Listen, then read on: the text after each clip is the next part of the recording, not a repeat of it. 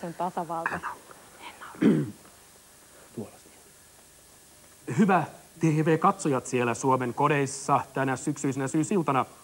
Tervetuloa Suomen tasavaltaan, tänne Pasilan tasavaltaan, jossa keskustelun aiheena tulee kuumana käymään sellainen teema kuin yhteiskunnan syöpä. Mitä se on, jumalustieteen ylioppilas Marianne Heikkilä?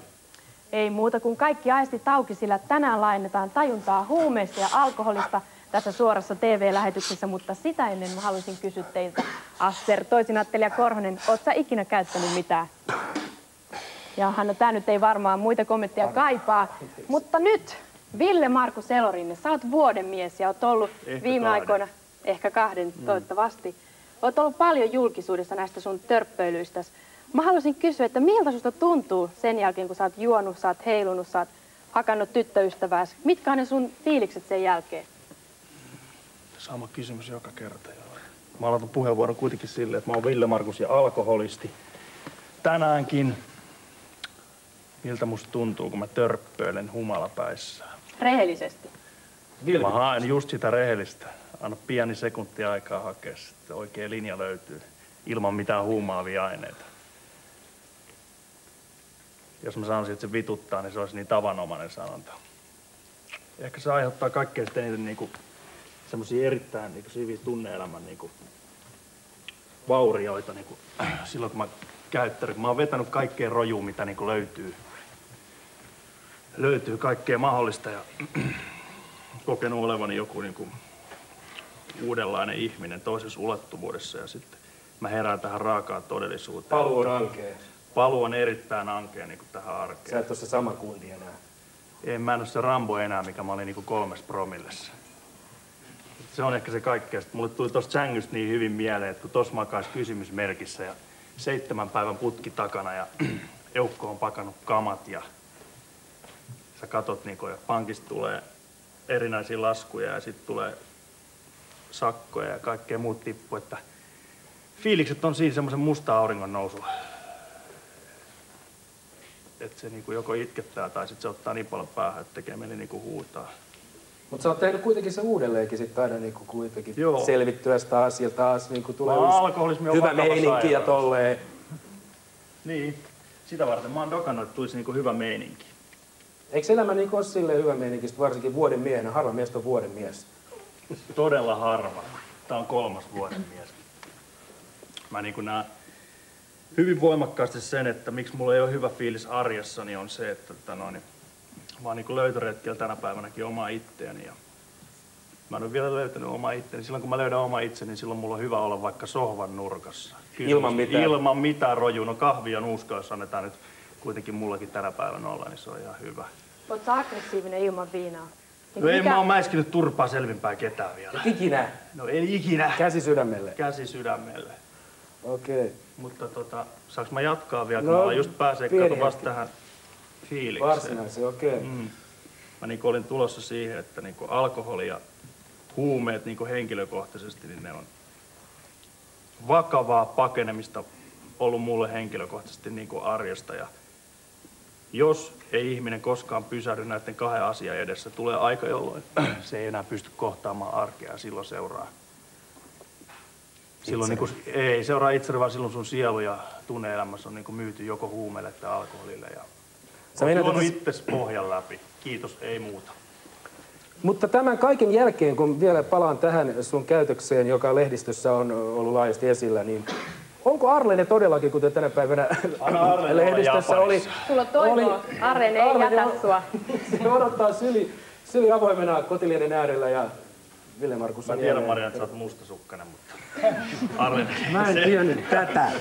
Voi Arlene ei todellakaan hylkää, mutta antaa Arlene olla keskittyä kisoihin ja puhutaan nyt siitä, mikä on niinku täällä tää homman nimi. No homman nimi on sellainen, että siis kaiken näköiset päätä piristävät, sekoittavat, tuhoavat aineet aiheuttaa erilaisia juttuja ihmisissä. Eli tässä on toinen ääripää on edustettuna täällä säveltäjä Matti Rägg-Paanasen hänen vaimonsa kautta. Mä kysyisin nyt isältä, niin kuin itsekin pienen tytön isänä, että miten tämä juttu niin kuin teidän perheessä saavutti ne traagiset mittasuhteet kuin saavutti silloin ja milloin se oli? Niin, hän kuoli siis... Hän? Niin, prinsessa, niin kuin hän sanottiin jengissä, prinsessa. Me sanottiin hän Tarjaksi kotona. Aha. Niin hän kuoli 21-vuotiaana vuonna 1987. Ja tämä oli se... Mihin? Miten? Se oli niin kuin tällainen barbituraattien, ja taisi olla vähän keskiolutta joukossa, niin tämmöinen... Yliannostus. Sydän pysähtyi. Sydämen pysähdys, joo. Hän ei ollut milloinkaan varsinainen narkomaani, mutta hän oli semmoinen menevä ja aika nätti tyttö ja oli kova vienti sitten poikienkin puolesta tietysti. Ja Pojat oli pahoja poikia, jotka vei. Niin, tähän tyyliin isänä täytyy katsoa asiaa juu. Ja se oli semmoista määrätynlaista leikkimistä, joka sitten vaan päättyi niin onnettomasti. Putting out fire with gasoline, niin kuin. Niin siinä mielessä kyllä en kehottaisi ketään rupeamaan tämmöisen leikkiin, kun mikä turhaa, ja siinä voi käydä näinkin. Teillä oli... Joo. Mulla oli Naiset kysyy ensin. No annetaan. Okei, kiitos. Ammi Paananen, sä oot tämän prinsessan äiti. Mä haluaisin kysyä sulta sellaista, että mä oon itse tyttö ja oppinut, että prinsessat ei ikinä kuole, ne elää iankaikkisesti ja aina. Miten on mahdollista, että teidän prinsessa on kuollut? Ei hän ole kuollut. Nythän hän elää sillä, kun me jatkamme hänen tarinansa kertomista koululaisille. Opettavaisena. Niin, meillä on tämmöinen prinsessan testamentti-niminen huumevalistuskonsertti, mikä nyt on pidetty 200 kertaa pyöreästi 75 000 koululaisella ympäri Suomea. Ja tämä on niin kuin hänen testamenttinsa, että hän elää edelleen ja me pidämme edelleen konsertteja. Mutta miten se on mahdollista, että te annoitte sen tilanteen mennä niin pitkälle, että teidän tyttö kuoli? Siis tilanne vanhemmat, etteikö te rakastanut tarpeeksi? Totta kai me rakastettiin ja apua ruvettiin hakemaan heti, kun havaittiin, että sitä tarvitaan, mutta ei yhteiskunnalta tänä päivänäkään ole kovin paljon antaa apua ja silloin ei ollut ollenkaan. Mä olin ylihuolehtiva äiti, joka... Koska tämä tapahtui? 87. Ja mä rupesin muutamaa vuotta aikaisemmin hakemaan sitä apua ja mua pidettiin vain ylihuolehtivana äitinä, joka tekee kärpäsestä härkäsen ja on aikuinen ihminen, josta mun ei tarvitse ollenkaan välittää. Se saa tehdä itse kanssa, mitä se tykkää. Niin, tyttärellä oli vaan niin pitkäksi venähtänyt puberteetti tai joku joo, tai aikuistumisprosessi menossa. Tänä päivänä aika yleistäkin. Joo, kyllä. Mutta kun mä oon jostain lukenut, niin te ette niin kuin ikään kuin olleet ihan siis niin kuin ajan tasalla tässä tragedian kehittymisessä, vai olitteko? Ei oltu. Me oltiin niin silmäisiä, että me ajateltiin, että ei nyt meidän perheessä, että jos isäpappa niin joskus pienen paukut ottaa, niin se on nyt sitten kaikki, mitä tässä perheessä huumeesta tiedetään. Eihän meillä tullut mieleenkään mitään sen kummempaa. Eikä silloin vielä puhuttu edes huumeista. Mutta tämä oli aika tyypillinen siis tämä sekoitus, mitä hän oli ottanut niin kuin tyypillinen siinä mielessä suomalaiseen huumekeskusteluun liittyen, että... mun professori letkaa. Siihen liittyen, että mikä on Suomen yleisin huume, tai mikä on se suurin huumeongelma, mikä maatamme riivajaisen lailla pieksää.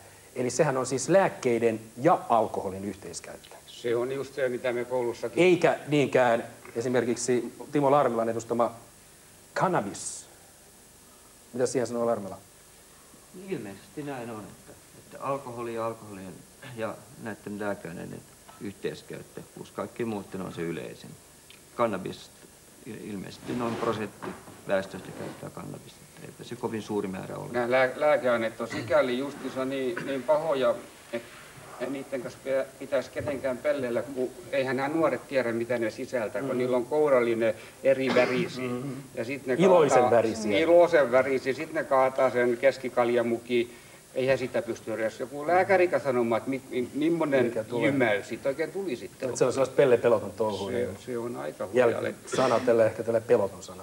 Mutta mitä sä itse ajattelet, miten sä voit edustaa jotain kannabisyhdistystä, kun sä tiedät, että kuitenkin nuoret jää koukkuun ja ne kuoleekin siitä. Tässä nyt on elävä esimerkki, että heidän prinsessa on kuollut. Eikö sulla niinku satu missään? Mitä sun moraali on? Ei, minun satu sen takia, että kannabikseen ei kuole. Ei siihen ole kukaan ihminen kuollut vielä.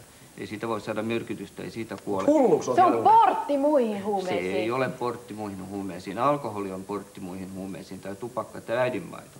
Mutta se, että kannabis on aika yleisesti saatavissa, niin tietysti semmoinen henkilö, joka haluaa käyttää ja alkaa käyttää jotain, jolla on ongelmia, niin mitä ilmeisemmin hän myös käyttää kannabista jossain vaiheessa, koska harvemmin kai aloitetaan suoraan jollain heroinilla tai amfetamiinilla.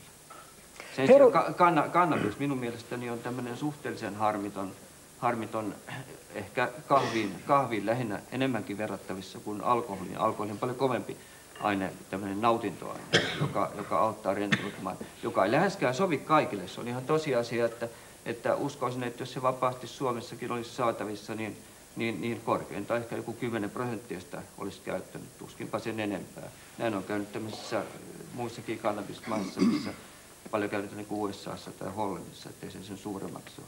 Niin kyllähän jos vetää 15 pulloa Vitanovaa, jossa on kofeiinia eli kahvin myrkkyä, niin kyllähän siitä niin alkaa hyppiä seinille, siis kuka tahansa. Annapas Asseriko miekin sanoa jotakin. No Jorma Ojaharju sieltä. Larmilla vaikuttaa sen verran nuorelta mieheltä, että mun täytyy kertoa sulle jotakin. Hyvä. Matti ehkä sen muistaa myöskin. Vuonna 1965 semmoinen amerikkalainen kaveri kuin Stephen Courtney, se toimi kokkina eräässä keskustaravintolassa. Hän toi tätä kannabista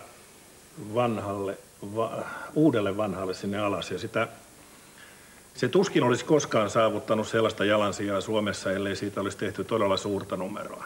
Siellä muutamat kaverit kääri sätkiä ja minäkin sain semmoista kerran maistaa ja mulle tuli aivan posketon nälkä. Mancheese. Ei mitään muuta. Ja onko se Mancheese nimeltään tämä sana? Otin sitten, anna mä sanon vielä vähän. Mä vedin sit kyllä nopeasti pääni täyteen alkoholilla, koska en mä tykännyt sitä. Mun mielestä vihreä nortti oli parempaa.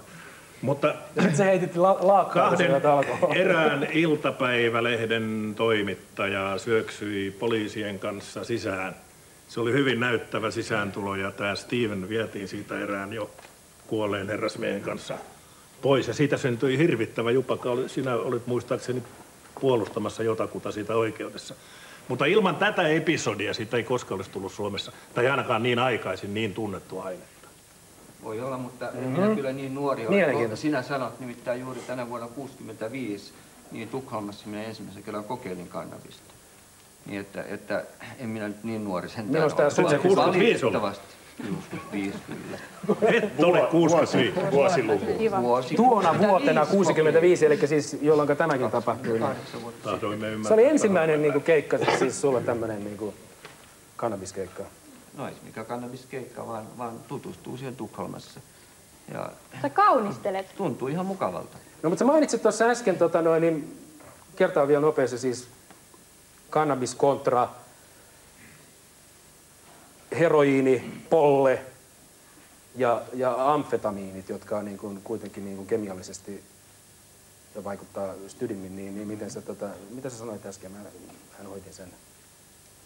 Siis sano missä mielessä? Siis siinä mielessä, että sä otit siihen kantaa. Onko sulla niin kuin joku moraali niin kuin siinä, että se on vain kannabis ja sitten nämä on niin kuin asia erikseen? Kyllä minulla siinä mielessä on siihen moraalinen kanta, että kyllä noi kaikki aineet, mitä on olemassa, niin niihin pitää suhtautua eri lailla. Toiset on vahvempia, toiset on heikompia, jos ne voi sanoa, tai miedompia. Ja minun mielestäni niin kuin kannabis on väärin ymmärretty tai niin kuin väärin kohdeltu silloin, kun kannabiskieltolaki täälläkin saatiin aikaiseksi, koska alkoholi on minun mielestäni niin kuin huomattavasti vaarallisempi aine. Sen fysiologiset ja psyykkiset vaikutukset on paljon voimakkaammat ja ihmiset tekevät kaikenlaista hullua kännissä. Sen sijaan harvemmin pilvessä niin tulee tehtyä mitään ihmeellisiä töitä. Muistan aina, kun Jorma... Ennen kuin tämä ihan älyttömäksi pilven mainostamiseksi, niin mä voisin kommentoida. Tässä pilveä mainostetaan, mutta... Olet vaan irti huumeesta yhdistyksestä, käsittääkseni. Joo, ja ja me ollaan Saimin kanssa aina tappelemassa. Niin, kaljalasin äärellä jossain ollaan vastakkain useissa eri yhteyksissä oltu. Ja tuosta porttiteoriasta voisin sen verran sanoa, että mä olen siinä mielessä sun kanssa ihan samaa mieltä. Että jos tätä kuvioa voisi katsoa semmoisena triangelina, niin täällä kaikista alhaisimmassa osassa, niin siellä on meidän lailliset päihteet. Siellä on tupakka, siellä on alkoholi, siellä on tietyt lääkeaineet. Sitten ruvetaan menemään ylöspäin. Todennäköisesti ensimmäinen laiton kokeiltava aine tulee olemaan kannabis tai sitten jotkut huumausaineeksi luokiteltavat lääkeaineet. Sen jälkeen systeemi etenee, jos etenee, mutta homma myös kapenee, eli osa lopettaa koko ajan. Suurin osa kokeilijoista lopettaa siihen. Mutta homma on kyllä niin, että ne, jotka on täällä tämän triangelin ääripäässä, niin kyllä ne on täältä alkanut. Että ne ei ole koskaan sinne paukannut ensi kerralla. Ja kun sä pidät tätä kannabista aika harmittomana aineena, niin se on musta aika mielenkiintoinen näkökulma siinä mielessä, että kuitenkin aika paljon tutkimukset osoittaa ihan päinvastaista, että meillä tulee erinäisiä haittoja, mistä ei vähäisempiä on nämä mielenterveyden haitat. Ja toinen on esimerkiksi keskittymiskyky, koordinaatio, lähimuistivaikeudet, jotkut nopeus, etäisyys. Ja se, mikä pointti tässä on käytännössä, on se, että jos kannabiksen käyttö esimerkiksi sallittaisiin suuremmassa määrin kuin nyt, totta kai sä sanoit, että 1% ehkä käyttää, se on musta aika lohdullista, että ei sen enempää vielä. Jos me ruvettaisiin tekemään jotain radikaalia tämän lainsäädännön kanssa esimerkiksi, niin todennäköisesti tämä räjähdysmäisesti kasvaisi. Anna mä jatkaa vielä, mikä pointti mulla oli tässä. Se pointti on se, että jos tämä homma kasvaa, jos se lähtee niin kuin leviämään, niin minkälaisia vaikutuksia tällä on, koska kannabis on pitkävaikutteinen aine. Mitä vaikutuksia sillä on liikenteessä, mitä vaikutuksia sillä on työelämässä, mitä vaikutuksia sillä on meidän kasvavien nuorten elämässä. Me ei tarvitse mitään muuta kuin katsoa meidän yhtä kontrolloitua päihdettä, joka on alkoholi. Kuinka moni on meidän nuorista on NS-tän kontrollin piirissä? Kuinka monta se on auttanut? WHO:n tutkimus sanoo tänään, että meillä on kaikista kännihakuisin nuorisoporukka koko Euroopassa. Niin, että miten tämä niinku eroaisi kannabiksen käytöstä? Mutta jos tuossa työelämässä sanotaan, niin kyllähän krapula on se, joka eniten vaikuttaa työelämässä. Eli ihmiset ovat krapulassa ja siitä tulee hukkapäiviä. Esimerkiksi onnettomuusalttiita ei tule mitään krapulaa. Ei niin, mä puhun kohtuukäytöstä. Mä en tarkoita sitä, että aamulla aletaan joka päivä käyttää, vaan jos käytetään viikonloppuisin ja vapaa-aikana, niin ei siitä tule sen suurempia ongelmia. Jos ihminen on pilvessä, ehkä siinä on haittavaikutuksia, tämmöisiä, mitä sä sanoit, lähimuistiin ja muuhun, mutta sehän kuuluu siihen asiaan. Sitten kun pilvi katoo, ei niitä sitten enää ole. Eikö? Sun on ihan turha väittää, että näin olisi, koska minulla on kyllä tässä sen verran kokemusta, että ei pidä paikkansa. Ennen sitä Osalla käy, osalla ei. palataan Vähän vanhempia asioita. Palataan vähän vanhempia asioita Jukka Ojarannan kanssa, eli entinen salakuljettaja. 1952 silloin, kun mäkin olin huippu-urheilija ja otin viinaa. Niin kerropa ensin tästä salakuljetushommasta, että suthan tuomittiin. Mä aloitin pikkupoikana sen homman. Ja sä toit mitä vaan? En tee mitään vaan. Mulla on hyvin tärkeää. Sulla on moraali. No ne tämmönen niin mielikuva mulla oli. Moraali, että mä olen salakuljettajan moraali, niin? Linnassa joutunut tappelemaan justiinsa näistä huumeista ja viinoista. Monta kertaa saunassa otettu kovin yhteen. Mikä se sun moraali on? Mulla on se moraali, että mä en hyväksy tämmöisiä huumeita. Miksi? No sit tulee sanotaan nyt, että ottaa näitä kovia huumeita, niin siitähän tulee ilman muuta jatkuvuus. Ja näitä kun käytetään tuonne nuoriin lapsiin, ainahan nämä huumeukot hakee semmoisen paikan, että päästään jonkun lääkärin, tuomarin tai jonkun lapselle sitä tyrkkäämään, ketä saa rahaa sieltä. Koska just tämä huume perustuu siihen, että saadaan paljon rahaa nykyttyä. Siis kansainvälinen huumebisnes on tietysti siis niin, ja se tulee muualta. Mutta tähän me voidaan palata myöhemmin tähän kansainväliseen huumebisnekseen. Mennään sinne viinahommaan nyt salkkuun. Mennään 52. Mennään ihan ei kohta ollut siihen. Näitä huumeita, eikä ollut tämmöisiä, eikä ollut mitään rapuloitakaan, kun mentiin aamulla töihin. Heroini oli nimenomaan ongelma Suomessa silloin. Timo Larmelan kommenttiin. Tiina Ojala. Ja mä olen vapaaksi huumeesta ääristä. Just nimenomaan sieltä yhdistyksestä. Teitä on useita yhdistyksiä. Te olitte ennen kuulemma tapelleet keskenään, mutta nyt yhdistäneet voiman. Pitääkö paikkansa? No ei pidä paikkansa. Me ei olla kyllä tapeltu. No yhdestä hoitohenkilöstä. Tappelitte potilaista, niin kuin nykyään sairaalat Mehiläinenkin mainostaa. Ja tuohon mä sanon heti, että vapaaksi huumeesta ry on kadun todellisuuden just ja asiantuntijoiden kohtaamispaikka. Joo, aivan oikein, joo. Ja mä haluaisin nyt sanoa Timo Larmelalle tämmöisen asian, että mulla on omassa elämässäni kokemusta päihteiden käytöstä ja mä kiitän Jeesusta siitä, että mä oon vapautunut tästä helvetistä. Aamen. Ja semmoinen asia, että kun sä sanot tämmöisen, että sä et tiedä yhtään ihmistä, joka olisi menehtynyt kannabiksen käyttöön. Ja mä sanon, että tämä suuri idoli aikoinaan, tämä meidän Bob Marley, joka tämä reggae-kulttuuri ja kaikki, niin hän kuoli. Ja se, mikä hänen kuolindiagnoosinsa oli muun muassa keuhkosyöpä. Ja on todettu, kuten sisko siellä sanoi irti huumeista, että puhuu näistä niin kuin vaikutuksista ihmiseen, niin on todettu, että muun muassa syöpävaikutukset kannabistuotteilla ovat huomattavasti suuremmat kuin savukkeilla. Ja sitten semmoinen asia, että mun täytyy sanoa, että ensimmäinen ihminen, jonka mä menetin elämässäni huumeille, niin hän poltti pääasiassa pilveen. Ja hän oli silloin 18-vuotias ja hän ei ollut mikään pilven suurkuluttaja, vaan hänen psyykkeensä rassaantui tästä niin rajusti. Siinä oli mukana muutama LSD-matka, mutta mä katson, että koko tämä kimuke lähti tästä valtavasta huumekultista. Ja tämä oli kannabistuotteet, jossa oli mukana hippikulttuuri ja kaikki. Mutta tämä kannabis sekoitti mun ystävättären pään ja hän hyvin kauniisti otti yöpaitansa, hirtti itsensä ja hän oli 15 vuotta. Ja mä sanon, että kuka vastuullinen Suomen kansalainen sanoi, että pilvivapaaksi. Että musta se on niin kuin kerta kaikkiaan järkyttävää puhetta, kun mä ajattelen meidän lapsia, mä ajattelen meidän nuorisoa, että kuinka te voitte niin kuin sanoa, että pilvivapaaksi. Kuinkahan monta ihmistä tappaa itsensä kännissä tai tekee mutta miksi sä puolustat viinaa, hyvä veli, siellä kuule, kuka on sanonut, että sitä viinaa pitää juoda? Päinvastoin. Minä sanon, että viina aiheuttaa enemmän ongelmia. Sen sijaan minä kiellä sitä, etteikö kannabiksilla ole terveyden haittavaikutuksia. Varmasti, jos sitä liikaa käyttää. Ja poltettuna, niin sillä varmaan voi keuhkoihin olla haittavaikutuksia. Se, että kuoliko Bob Marley, siihen en ota siihen kantaa. Mutta sen jokainen tietää, että tupakka, joka on niin sanottu laillinen huume, se aiheuttaa keuhkosyöpää ja huomattavasti ihmisiä kuolee tähän tupakkaan joka vuosi. Sen sijaan kannabistahan ei tarvitse polttaa. Hyvät ystävät, tupakkahan on yhtä suuri kansainvälinen bisnes lähestulkoon takuulla kuin huumeetkin. Mutta tästä asiasta, tästä kansainvälisestä huumebisneksestä, meillä on täällä vieraana myös Liisa Tallgren. Tervetuloa vielä kerran.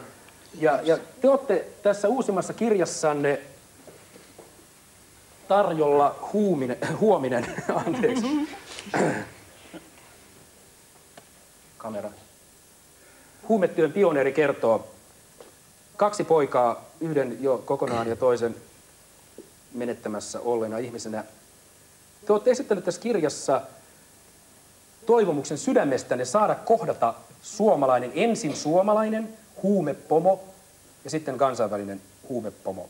Tätä te toivotte sydämestänne tässä kirjassa tämän loppusivulla. Onko toive edelleen? Onko toive voimassa? On edelleenkin. No siinä tapauksessa meillä on suru esitellä teille suomalainen huumepomo, salakuljettaja Miika Kortekallio suoraan Oulun läänin vankilasta. Tervetuloa. On hyvä, mene siihen vaan. Eihän sulla palloa jalassa edes. Eikä vangin puku. Se barbari on lakannut siltä osin. Ahaa. Se on hienostuneempia nämä pakkovallan muodot. Ei tarvitse enää palloa jalassa. Mä voin kertoa siitä myöhemmin. Sä voit kertoa, mutta Liisa Tallgren, sulla on nyt elämästilaisuus tässä suorassa lähetyksessä. Haukkua hänet tai kysyä häneltä jotain. No minä en halua haukkua. Me olemme Miikan kanssa olleet kirjeenvaihdossa. Ja minun ideologiani tai elämänkatsomukseni ei nyt kuulu ketään haukkua. Tietenkin näen elävänä Miikan hyvin mielelläni. Olen lähettänyt hänelle molemmat nämä kirjani. Ja olemme olleet kirjeenvaihdossa ja ihan ystävällisessä hengessä, koska mä koen tämän huumeongelman kuitenkin sillä tavalla, että tämä nyt on kaikkialla maapallolla. Ja kun minäkin olen oppinut, niin kuin tuo Tiina äsken sanoi, kuinka hän pääsi kuiville. Mä oon oppinut ottamaan oman osani Jumalan kädestä. Se on ollut niin kova osa, että mä en olisi muuten sitä kestänyt. Ja toivon sinullekin, Miika, vaan kaikkea hyvää. Ja toivon, että sä tämän jälkeen sitten käytät energiasi ja älykkyytesi, kun olet kieltämättä älykäs ihminen, niin sitten ihan toisella tavalla, kun vapaudut. Miika vapautuu milloin? Vuosia risat. Vuosia risat. Kuinka kauan olet istunut nyt? Yhteensä 10 vuotta, mutta siinä välissä mä olin 4 vuotta lomalla kyllä. Lomalla? Miten se on mahdollista? Tarkoittaa sitä, että mä jäin vankilasta lomalle ja se vähän venähti 4 vuodeksi. Ei sattunut tulemaan mitään tällaista himoa karata. Kuinka? Ei sattunut syntymään mitään tämmöistä himoa karata. Tarkoitat tällä toisella tuomiolla? Joo. Ei, mä päätin, että mä istun tämän kyllä. Koska se eksiilin elämä ei niin kuin miellyttänyt mua, niin mä päätin, että mä istun, jotta mä Sä pakoilit 4 vuotta? No joo, muun muassa hyvin vähän Suomessa. Tukholmassa. Paljolti Tukholmassa, joo. Mutta sinunhan sallittiin olla ja toimia Tukholmassa. Minua hämmästytti silloin se, että samalla kun tämä business vain paisui, niin kerrottiin, että sinut otettiin kiinni vasta kun haluttiin. Kyllä, pitää paikkaa. Eli haluttiinko silloin tehdä mahdollisimman iso huumejuttu? No se on suurin piirtein juuri noin, että Siis tarkoitat, että siis haluttiin, että se oli niin kuin sopivaan saumaan? Hän tarkoittaa oikeastaan sitä, että poliisi olisi pystynyt ottamaan minut aikaisemmin. Mutta he odottivat jotain semmoista hyvää saumaa, jossa sillä saatiin aikaan tietty mediaefekti. Täsmälleen, ja he halusivat tällaista suurta juttua. No joo, se on sen yksi puoli, mutta haluttiin tällainen näyttävä juttu tehdä, ja poliisi tiesi tasan tarkkaan, että niin, tiedettiin, että mä oon maan alla, mulla ei ole mitään mahdollisuutta tehdä mitään muuta. Ja tiedettiin, että mä olin ottanut sen aika lailla sydämen asiakseni. Tämä hämmästytti minua silloin, kun mä luin näitä kommentteja. Joo, mutta olisi voitu ottaa paljon aikaisemmin. Eikä sanotaan 40 kiloa amfetamiinia ja ehkä 300 kiloa kannabista olisi jäänyt... Tämän verran vähemmän aineita olisi niin päätynyt lähinnä Ruotsin osittain myös Suomen käyttäjien haltuun, jos minut olisi otettu aikaisemmin, mutta silloin ei ole saatu näin komeita juttua. Sä jatkoit touhuja niin kuin sen pitkäksi venähtäneen loman aikana? Toki. No mikä sulla niin kuin ajaa näihin touhuihin? Onko sulla niin kuin siis tämmöinen Larmelan ja ketä tässä on, Evor Fabritiuksen ja ketä muita kannabisyhdistyksen jäseniä täällä on, niin onko sulla niin kuin tämmöinen ideologinen niin kuin ikään kuin, että sä haluat tuoda markkinoille niin kuin vaihtoehtoja jollekin tai mitä, vai onko tämä vaan ihan niin kuin puhtaasti tätä? Tuo oli hyvin kauniisti sanottu. Toivon, että mä voisin sanoa, että joo, niin se on. Mutta se oli ihan vaan... Veitähän, kato, kun sä oot ison maatalon poikas ja mä oon ajanut paljon ohitte. Mikä sun veitähän, kato, eihän sun rahaa vienyt tähän. Joo, se on pitkä tarina ja se varmaan menee ohi. Mä luulen, että ihmiset haluaa enemmän keskustella huumeista kuin minusta, mutta se oli sellainen ajautuminen. Mulla on sama tausta, mä oon samaa ikäluokkaa kuin Larmela, jota en ole koskaan henkilökohtaisesti tavannut, nähnyt toki. Eli sitä ikäluokkaa, jonka nuorena kannabis oli semmoinen hyvin niin kuin kokeilujen kohteena, hyvin ajankohtainen. Onko se vaaraton? On ilman muuta. Täällä puhuttiin paljon puppua tätä, niin mä toivon, että minulla on tilaisuus jotain siitä oikoa. Mutta se, mikä minut ajoi, niin mä olin tällaisissa tyylisissä akateemisissa kuvioissa pyörinyt semmoisen 7 vuotta. Ja sä oot kouluttanut itseäsi? No sanotaan näin, mutta se oli sivuasia. Ja sitten mä ihan niin kuin luiskahdin tähän pilven tuontiin kotimaahan, kun mä olin tuolla ulkomailla opiskelemassa. Ja se sitten niin kuin lipsautti käsistä. Mä huomasin viihtyväni tässä jonkun verran hihulijengissä Hollannissa ja Suomessa, Ruotsissa. Ja niin se sitten liukui. Ja sitten kun mä jäin aikanaan kiinni, niin multa oli kaikki tämä työ, mitä mä olin tehnyt. Musta piti tulla... Mä opiskelin historiaa, sanotaan näin. Se meni hukkaan ja mulla ei ollut mitään paikkaa tässä yhteiskunnassa. Jonka jälkeen sitten mulla ei ollut muuta elämänsisältöä kuin tuoda maahan kannabista. Oliko näin, että sulla oli rahaa, niin sun otettiin tähän hommaan? Kuinka? Oliko näin, että sulla oli rahaa, niin sun otettiin tähän hommaan? Ei se mennyt ollenkaan näin. Mua ei otettu. Minä itse niin sanotusti loin uran, jos tällaista sanontaa saa käyttää liikemiehet ylpeillä. Sillä ne on luonut uransa. Suuri reviiri siellä, mihin sä toit sitä, ja ne oli kaikki köyhiä. Mä tiedän tämän tapauksen, kun aika liki siellä Joo, mutta mulla oli jotain vielä lisättävänä tuohon. Mä haluan heti aluksi sanoa siis, kun mä joudun nyt tässä ilmeisesti vastaamaan. Kyllä, sä oot inkarnoitunut meille nyt tässä. Sä oot tullut joo, ihan ja mä en osannut odottaa tätä. Mä oon yksi muiden joukossa. Mulle kerrottiin vasta tuossa studiossa, niin että mä joudun niin enemmän puolustamaan. Niin mun täytyy tehdä tärkeä erottelu. Kohta vielä enemmänkin, koska musta on paljon, täällä on monia ihmisiä, jotka haluaisi antaa sulle tästä isän kädestä. Mä ajattelin, että tästä tulisi niinku seksuaalisista peleistä kysymys, mutta Se hoidetaan ne sitten tuolla jälkeenpäin, Marianne. Niin mun täytyy heti alkuun sanoa, koska mä joudun siihen myöhemmin palaamaan. Mä oon kahdenlaisia aineita salakuljettanut ja myynyt. Toinen niistä on kannabistuotteet, toinen amfetamiini. Amfetamiinin suhteen mä toivon, että se olisi tehnyt. Se on pahin myrkky, mitä on olemassa. Ehdottomasti se tappaa nopeiten. Ja sen suhteen, mä en rupea hurskastelemaan tässä, mutta mä nukkusin yöni paremmin, jos mä en olisi tehnyt. Mitä tulee kannabikseen, niin siinä ei ole mitään katumista. Mä voin sanoa sen nyt, jotta se provosoisi. mutta se on silti totta. Ei yhtään liioiteltu. Kun mä oon aikanaan mennyt Hollantiin ja siellä viikon aikana etsinyt sellaista hyvää kannabislaatua ja löytänyt sen sitten. Kun mä mitä se oli? Mustaa libaa? Libaa ei ole mustaa, hyvää veli. Miten sä voit olla noin tietämättä? Olisit lukenut perusteita ennen kuin tällaista mä join harmaa kansaa. Kun mä sain sen lastin sitten tänne, missä sen käyttäjät on, ja mä tiesin, että se on hyvää, että ihmiset tulee siitä hyvä olo, se tuotti syvää tyydytystä. Tämä kuulostaa pervertiltä ehkä jostakusta, mutta tämä on totuus. Kuule. Saanko mä esittää hänelle yhden kysymyksen, joka mulla on ollut kirjassa? Okay. Me on samassa talossa oltu, kato, niin sä tiedät sen kannabiksen sielläkin. Että kun sitä tulee siellä, niin puukkoja käytetään sit kukaan. Ei kannabiksen yhteydessä, amfetamiinin yhteydessä. Se on niin päiväselvä Kauanko sä oot ollut linnassa? Kauanko sä oot ollut linnassa? No mä lusin siis myrkkyjutus 6 vuotta, niin eikö se riitä? No kyllä mä oon vähän pitempään ollut, mulla on ehkä parempi tuntuma siihen asiaan. En mä semmoisista hommista ollut, kato, mutta... Sä huumasit meriä. Mutta kuitenkin mä puolustin itseäni siellä saunassa monta kertaa, kun mä oon kovin vastu. No Sörkä saunassa, kuule tapeltiin, yksi kaveri tuli eesamaan, etten jäänyt hengittäni sinne. Siis se on raakaa se vankila. Mä mieluummin kuuntelen, mitä Liisalla sanoo. Niin. Minulla oli tässä kirjassa, niin kuin olette lukeneet sen, niin kysymys, että mä haluaisin kerran katsoa silmiin suurhuumekauppiasta ja kysyä, että miltä sinusta tuntuu. Ja haluat sä kuulla, miltä minusta tuntuu? Minä tiedän, miltä sinusta tuntuu, koska mä oon lukenut sun kirjasi ja mä sain sun kirjeesi ja sä muistat varmaan, miten mä vastasin siihen. Ja se kosketti mua ja mä en ota mitään siitä takaisin. Meidän ei tarvitse tässä puuttua siihen. Mä osaltaan vastannut siihen kyllä. Hyvä. Ja toinen kysymys mulla on sitten tämän kannabiksen suhteen. Minun poikani molemmat aikoinaan aloittivat siitä. Ja minähän en edes tiennyt, mitä on kannabis. Minä en ollut itse koskaan polttanut tupakkaa, emmekä me polttaneet kumpikaan vanhemmista. Olimme puhuneet tupakan vaaroista pojillemme. Ja sitten huomasimme, että heissä on tämmöinen omituinen haju. Ja emme tienneet, että se on kannabiksen haju. Ja kun mä sitten lopulta sain sen selville, että se on pilveä, niin kuin he sanoivat.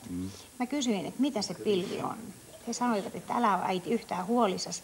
Ei tämä ole sen kummempaa, kuin me röökiä vedettäisiin. Ja mä en tiennyt todella mitään, enkä osannut mistään ottaa selvää. Ja mä uskoin, että se ei ole sen kummempaa kuin rööki. Ja kuitenkin mä tiesin, että se rööki on jo aika vaarallista. Rööki onkin vaarallista. Kyllä, ja hasis on erittäin vaarallista. Mä oon lukenut ja lähetin sinullekin nämä lääketieteen tutkimuksen tulokset. Enkä epäile yhtään niiden paikkansa pitävyyttä, koska emme me voi asettaa kyseenalaiseksi lääketieteen tutkimuksia. Ja sitten minun poikani siirtyivät siitä tietty, niin kuin Suomessa tehdään, amfetamiiniin. Siihen aikaan käytettiin reksejä Helsingissä paljon, suoneen suoraan. Eli mä haluan sinun tietävän, ja sä tiedät kirjoista, mutta näiden toistenkin, miltä tuntuu meistä kodeissa. Se on suurinta kärsimystä, mitä voi maan päällä olla, kun me odotamme lapsiamme kotiin. Joskus heitä haetaan hakattuina, sairaalasta viileltyinä, kun he ovat ikuisessa pelossa, kun heitä kiristetään, heitä pelotellaan. Saanko vielä näyttää, kuule, mihin minun poikani joutuivat? Ja nämä on nimenomaan niitä, joita pilvenpiirtäjät kuule, tai pilvenkäyttäjät ja LSDn käyttäjät sitten kuule, ovat piirreet meillä vapaaksi huumeista ry:ssä. Mä oon tuntenut satoja narkomaaneja. Ja voi sanoa, että kaikki he ovat alkaneet pilvestä. Ja kyllä, mutta tämä on kaikki tuttua. Se on monen kertaa sanottu. Mä vastaan 2 kysymykseen. Ensinnäkin. No on LSD-matkalla piirrettyjä tai LSDn vaikutuksessa saatuja halluja ja pilven vaikutuksessa saatuja halluja, eli näköharhoja. Nuo kuvastavat minun mielestäni narkomaanin psyykkeä erittäin hyvin. Ja noista tulee ilmi se, että ongelma on myöskin hengellinen. Ja se näyttää jotenkin skitsofreenikon piirroksilta. Mutta jos mä saan palata takaisin yhteen kysymykseen, mikä mulle esitettiin. Se oli se... Toisaalta ne näyttää heavy metallista. Mä ensinnäkin halusin sanoa niin kommenttina sulle että, ja mä otan tämän kommentin suoraan sun kirjasta, sun omasta kirjasta. Mä satuin sen lukaisen uudestaan nyt tässä tulomatkalla. Ja tää koskee niin sitä työtä, mitä sä teet. Ja niin kuin mä oon sanonut, että mä arvostan sitä, mutta mä oon eri mieltä sun kanssa tästä kannabiksesta, syvästi eri mieltä. Ja mä halusin tuoda tämän esille niin kuin sun oman kirjas lauseella. Se menee suunnilleen näin. Rakas Jumala, anna minulle voimaa. Ei anna minulle tyyneyttä hyväksyä se, mitä en voi muuttaa. Voimia muuttaa se, mitä voin. Ja viisautta erottaakseni ne 2 toisistaan. Mä uskon, että sulla on noita ensimmäistä ja toista, mutta sulta puuttuu se kolmas. Koska kannabis, sä näet se semmosena mörkönä ja sä erehdyt siinä. Mä näen sut harha. Mä ymmärrän sen, mistä se nousee toi sun näkemyksessä. Mutta mun mielestä sä erehdyt siinä ja sulla ei ole viisautta erottaa ne kahta toisista. Kannabis se ei ole vaarallinen, se on tullut jäädäkseen. Sitä vastaan voidaan taistella, mutta sillä ei saavuteta mitään tuloksia. Vielä yksi juttu. Tämä sinun työsi, niin se on arvokasta, mutta sä kohdistat väärin suuntiin ne nuolesi. Kaikkeen muuhun, jätä se kannabis väliin. Ne pillerit ja kovat huumeet, okei, niitä vastaan sopii taistella ei kannabista. Selvä. Niin, Ville Markus Elorinen, sä kuulit äsken tässä tämän periaatteen. Teillä on AA-klinikassa myös sama ja sä oot itse myös uskossa. Niin näet sä sillä tavalla, että alkoholisteilla on samanlaiset ongelmat kuin näillä huumeiden koukkuun jääneillä ihmisillä? Joo, se on periaatteessa niinku se, mitä käytetään näissä terapiamuodoissa, niin se on hyvin paljon samanlaista, mitä me käytetään alkoholistit. Niinku, että meillä elämä on muodostunut sellaiseksi, että omin voimien niinku jaksa, että joko mä niinku dokaan joka päivä, hoidan niinku päätäni, että mulla tulee se hyvä olo, nyt menee kovaa. Ja sitten sit mä oon niinku selvinpäin ja käyn niinku hoitaa päätäni terapiassa. Mutta onko näillä mitään eroa? Eli siis voidaan laittaa alkoholi ja huumeet kaikki samaan, samat terapiat, samat hoidot. Jos se huumeet vaikuttaa voimakkaammin ihmiseen, että mitkä ihmeen huumeet? Kyllähän se on nimenomaan huumeet vaikuttaa voimakkaasti kuin koskenkorva. No varmasti vaikuttaa amfetamiini sun päähäs kovempaa kuin koskenkorva. Hyvä veli, älä puhu samana päivänä amfetamiinista ja kannabista. Niillä ei ole mitään muuta yhteistä kuin se, että ne on saman pykälän alla huumelaissa. Se on ainut niitä yhdistävä seikka. Lakia laatinut. No keskiolut ja pirtu, niin onhan nekin ihan eri asioita. Niin, silti niitä sanotaan, että ne on viina. Voisimmeko kysyä noilta, jotka ovat käyttäneet paljon aineita? Nyt täällä, Tiina Ojala, ole hyvä. Mä haluaisin puhua. Heikki Ojala. No? Kokonaan siihen, että mieluummin kannattaisi käydä keskustelua siitä, että saataisiin Suomeen alkoholistit ja narkomaanit, niin saataisiin ne virallisesti sairaudeksi. Kyllä. Mitä järkeä niitä on juoksuttaa tuolla jossain sossun luukulla, jos on saatana puolimilitaristeja mukaan antamassa. Mutta kyllähän tavallinen kansa tietää, että ne on sairaita. Ei tiedä. No, ei todellakaan tiedä. Täytyisi saada lakiin, että se on sairaus. Lääkärin luokse semmoisen ihmisen. Anteeksi, onko pilvenkäyttäjät narkomaania myös ton sinun luokittelun mukaan vai ei? Mä haluaisin tietää. Kiva kuulla, että onko mä sairas vai en. No, siitä voidaan lähteä keskusteluun siltä tasolta, kun sä puhut, että sä pystyt itse valitsemaan, että sä käytät. Että sulla olisi itse hallinta se. Niin, minkä takia sä käytät sitten? Mitä? Minkä takia sä käytät sitten? Puolustaminen. Millä tavalla? No, aivan selvästi näkyy, että mies on koukussa. Niin. Mistä, Reijo, mistä sä näet sen? Mistä sä näkee sen? Siis että sä tykkäät käyttää jotain. Käytät sä Miika vankilassa pilveen edelleen? Voisit todistaa, että sä et ole koukussa siihen. Mä ehkä vähän kiihdyin, koska mä kuulin paljon älyttömyyksiä tuolla verran takana äsken. Mä sitä puolustamaan, täytyyhän se järki olla siinä hommassa. Mä haluan puolustaa alkoholia suhteessa kannabikseen. Sehän on siis se vertailukohde, johon on paljon verrattu, että kannabis vai alkoholi, kumpi on parempi ja vaarattomampi. Pekka Hakkarainen, sano eka, kuka sä oot. Pekka Hakkarainen, Turun yliopiston sosiologian laitos. Aivan oikein, juuri. Tutkinut huumausaineiden käyttöä. Varmaan on näin, että alkoholi on paljon vaarallisempi aine, jos sitä paljon käytetään kuin kannabis. Eikä siinä kirjallisuudessa, mitä mä olen lukenut, niin todellakin niin kannabiskuolemat on hyvin tuntemattomia. Ja ehkä suurin kunnolla dokumentoitu riski on juuri tämä keuhkosyöpäriski, kun sitä tupakan yhteydessä käytetään. Mutta yhdessä suhteessa musta alkoholi on ylivertainen ja parempi. Piriste. Niin, se on siinä, että sitä voidaan nauttia pelkästään maun takia myös. Ja mä en ole tavannut yhtään pilvenpolttajaa, joka polttaisi pilveä, vaan pelkästään tuolla sen maun. myydään special cookies tuolla pitkin takia. Et se on niinku monipuolisempi ja sopii useampiin tilanteisiin kuin kannabis. Mä haluaisin kysyä, kun nyt tulit puhuneeksi tässä ylipäätään tutkijana, alkoholin käyttöä ja kansainvälistä huumebisnestä tutkineena ihmisenä, niin tämä juttu aikoinaan kirjoitti Kettil Bruun ja Niels Christensen semmoisen kirjan kuin Den goda fienden, hyvä vihollinen. Onko kukaan sitä lukenut? joka käsitteli pohjoismaista alkoholipolitiikkaa, jossa heidän niin kuin teemassa ei ollut puolustaa huumeita, vaan heidän ajatuksensa oli se, että tämä tällainen niin kuin heidän katsannossaan niin kuin ylimitoitettu sota alimitoitettua vihollista vastaan peittoaa todelliset ongelmat, kuten nuorisotyöttömyys, joka silloin heidän kirjoittaessaan sitä kirjaa oli minimaalista. Tänä päivänä hän siis, mitä muuta pennuilla on muuta kuin vetää kamaa. Eihän niille niinku siis ole mitään tarjolla. Kysytään nuorilta, onko teille mitään tarjolla muuta kuin vetää kamaa? Siis tietysti on varmaan niinku rokkihuumetta ja TV-huumetta. Anna niitä vastata. Käytättekö te jotain? No, alkoholia sehän. Sitä vedätte.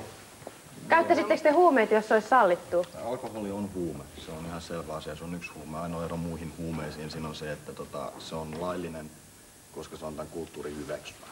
Kuulutteko te siihen tänään Helsingin Sanomissa tutkitusti jaetultiin ryhmään, että 13-vuotiaana on vedetty jo niin kuin kerran kuussa 4 lätyt?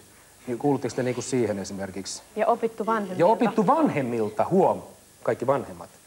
Et siis nuoret, tänään oli juuri tutkittu, että alkoholikäyttäytyminen opitaan etupäässä meidän maassa vanhempien juomapeittelystä ja sitä kautta sen mystifioinnista, niin sanokaapa tähän jotain. Ei, siis kavereiltahan se periaatteessa tulee. Siis nuorihan tavallisesti juo, jos ei nuorilla mitään ongelmia, niin hän juo sen takia, että hän on hauskaa.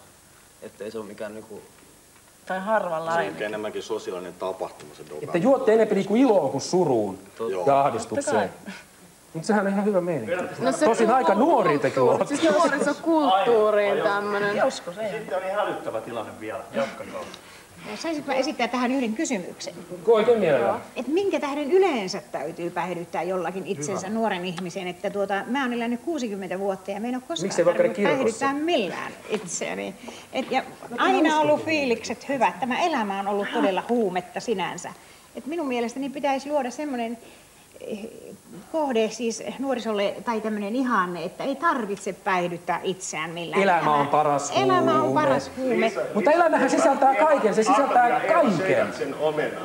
Tiedän kyllä. Lipas on auki, nyt meidän täytyy ja toimimaan tiedän kyllä. Että on päihteitä maailmassa. On kyllä. Ketä nää on? Ketä nää on? Nää on jotain. No nyt tänne tulee hulluja studioita. Jotain hulluja tulee sohva pois. Gloria Dei Patri, in gloria Dei Patri, amen. Kaikki katsovat sinua, Herra, sillä sinä annat meille juomamme ajallaan. Sinä kätesi avaat meille, ja lahjasi täyttää meidän kaikkien elämäämme.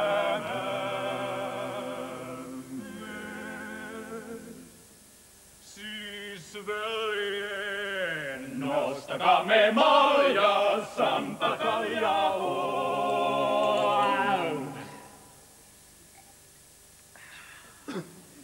Väljähtyköön paljon ja mallas kelvoton.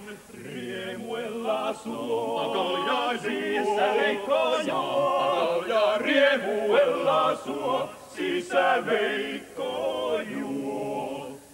Riemuella sisä veikko juo, ja riemuella sisä veikko juo. Joo, sano. Vedetäänkö me tää takaisin?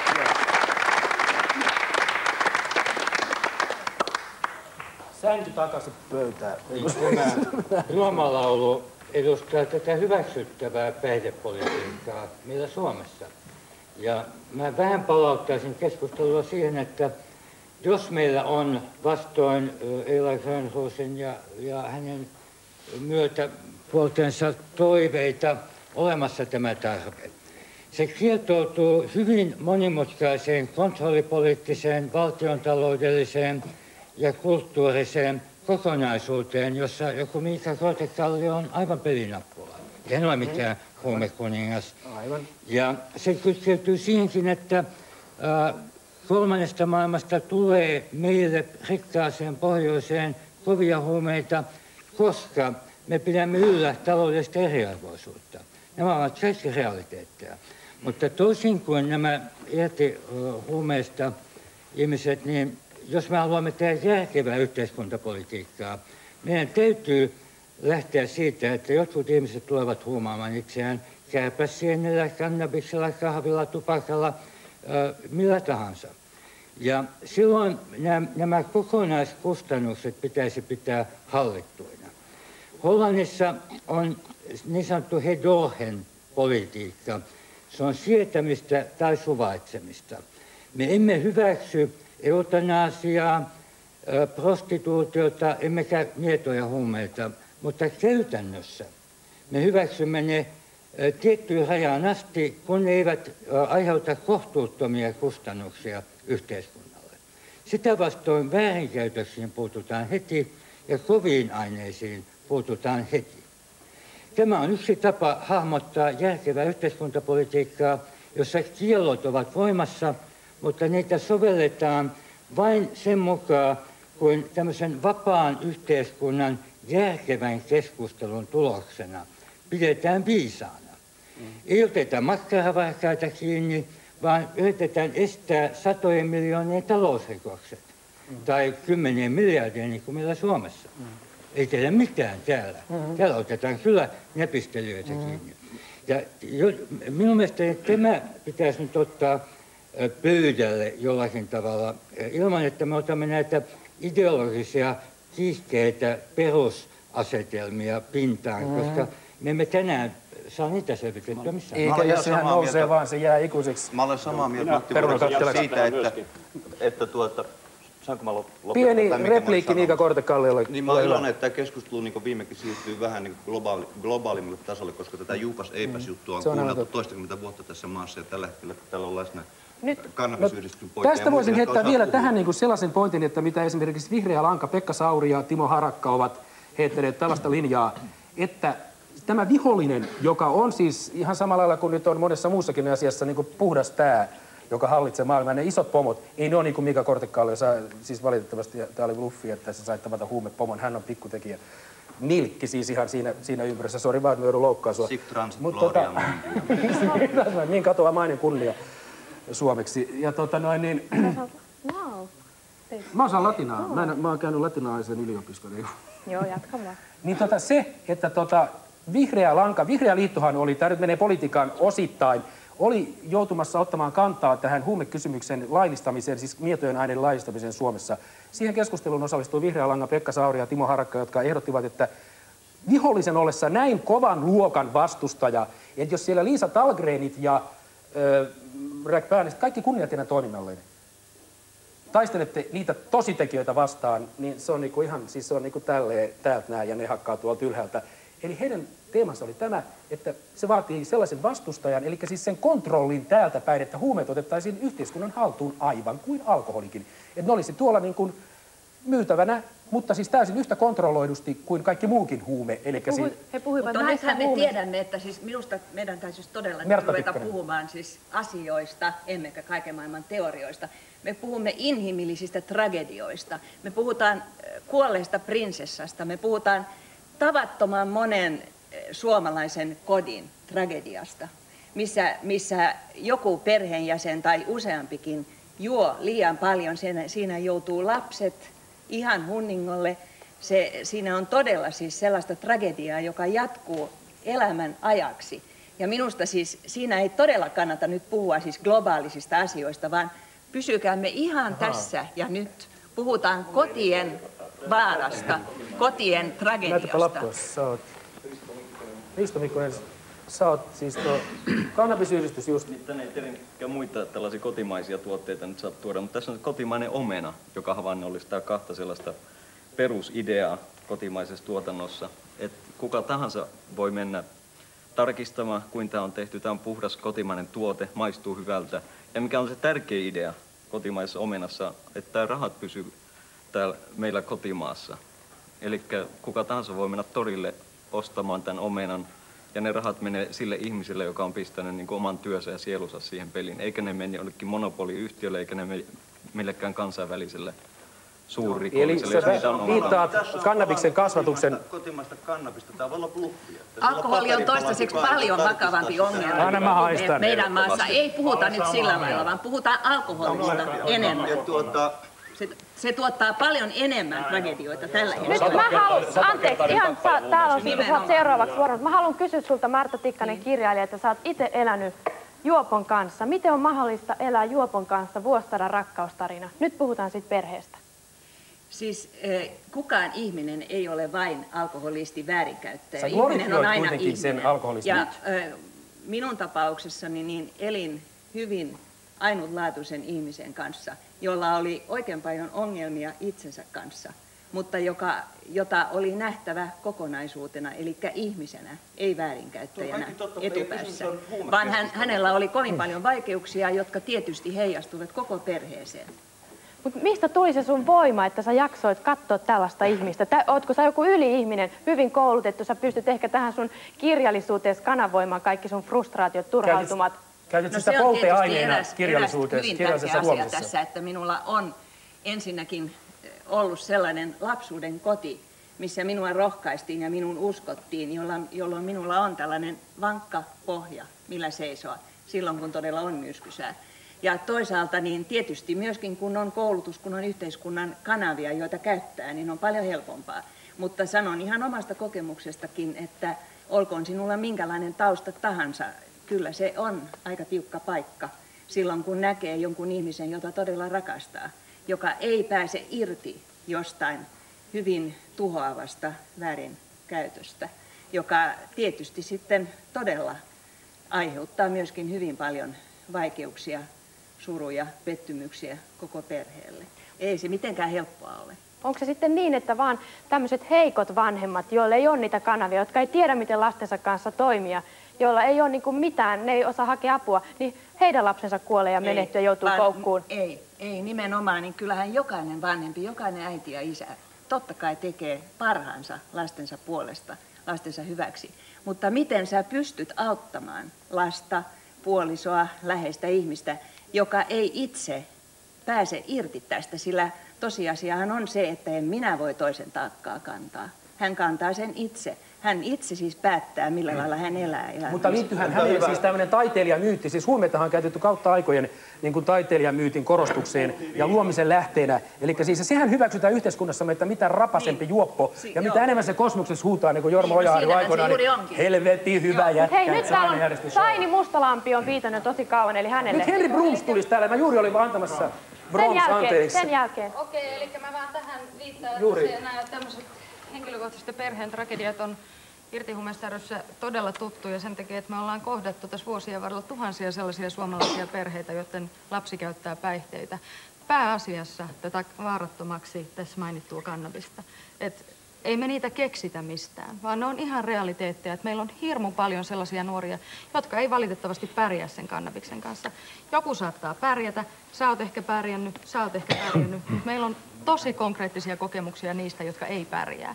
Ja se, mitä tulee tähän laillisuus- tai lakikeskusteluun, niin minusta tässä nyt unohdetaan nämä kansainväliset huumausainnesopimukset kokonaan. Eli me ollaan sitouduttu siihen, että esimerkiksi kannabistuotteet on laittomia meidän maassa.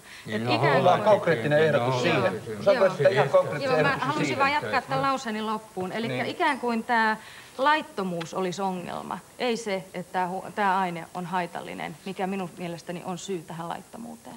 Mulla on konkreettinen ehdotus tuohon kannabiskysymykseen. Täällä oli vuoro. Kultti tässä äsken käytyä kulttikeskustelua sivuten. Henry Brooms, kulttikäytön tuntija ja tutkija.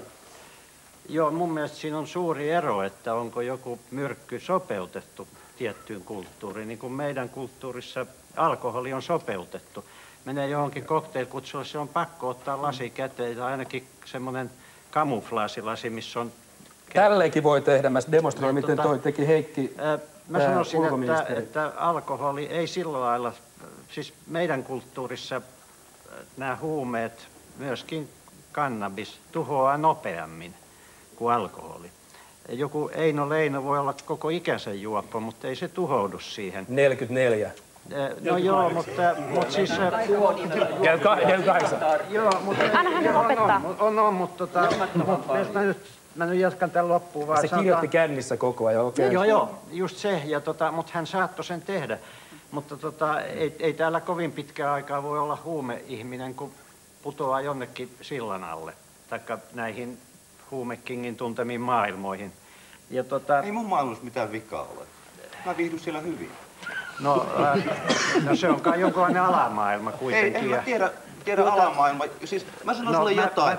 Jos toi kannabis olisi niin vaarallinen, jos se tuhoaa aivosoluja, jos se ei se tuhoaa sosiaalisesti ja muusta, niin mä oon käyttänyt sitä 20 vuotta ja kaiken järjen mukaan mun pitäisi olla aivokuollut. Joo, mutta Hei, nyt kun on pakko puheenvuoro tänne. Olavi Sydänmaan Lakka, nuorisotyöntekijä ja Aseman lapsien ry. Sä tiedät varmaan tämän katumiljoona todellisuuden.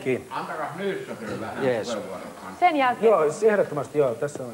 No omasta näkökulmasta ensimmäisenä tulee mieleen se ajatus, että se missä niinku kannabiksen niinku laillistaminen Suomessa on se ongelma, mihinkä me törmätään, niin on se, että se näkyy välittömästi katukaupassa. Ja siitä, että silloin kun kama on helpommin saatavana, niin se tulee vastaan ihan ainakin mun arkipäivän todellisuudessa. Ja jos ajattelee tämän päivän tilannetta, niin mulle tulee ensimmäisen mieleen, että meillä on aika paljon muuttunut jo nytte nuorten huumeiden käyttäjien kulttuuri siinä mielessä, että silloin kun minä olin nuori, niin keskiolut oli kova sana ja se tuntui riittävän melkein kaikille. Mutta tänä päivänä niin keskioluen sijaan niin puhutaan niin ihan yleisesti hassiksesta nuorten porukoissa. Ja sitten... Kuin nuorten? No nyt tulen juuri siihen. Eli se, että vaikka kannabiksen käyttöä voisi ajatella järkevästi, vaikka kovankin aineen käyttöä voi ajatella järkevästi, niin meidän on silti koko ajan ajateltava niitä ihmisiä, jotka ei siihen kykene.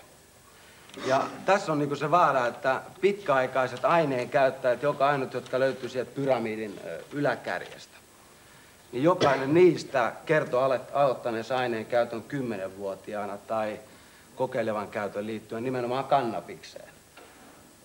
Tai se, että mennään sitten ylöspäin niistä tyypeistä, niiden aineiden käyttö on tullut huomattavasti vakavemmaksi. Ja sitten yleisestä linjasta, mitä mä ajattelen itse suhteessa huumeisiin, niin mä en itse asiassa omassa duunissani kiinnitä enää lainkaan huomiota niinku siihen, että kuinka vaarallinen se on niinku fysiologisesti se aine. Mun mielestä sillä ei ollut juurikaan merkitystä, vaan siitä, että siitä tarjoutuu mitä parhain elämän pakenemisen muoto. Ja tänä päivänä kouluissa puukataan juuri sitä läpi, että opetettaisiin nuorille ihmissuhdetaitoja. On menetetty välineet ihmissuhteiden niinku hoitamiseen, parisuhteissa elämiseen. On menetetty välineitä arkiseen elämän tyytymiseen, mistä Elorinen vähän vihjaili. Eli meille häviää tavallaan sellaiset arkiset tavalliset tavat kohdata tuskaa, ahdistusta, kärsimystä ja iloa. Ja se, että tällainen puhe yleensä menee aina... Mutta ne ei häviä siis mitään huumeiden takia, vaan pikemminkin suurempi ongelma. Tässä on lääkkeet.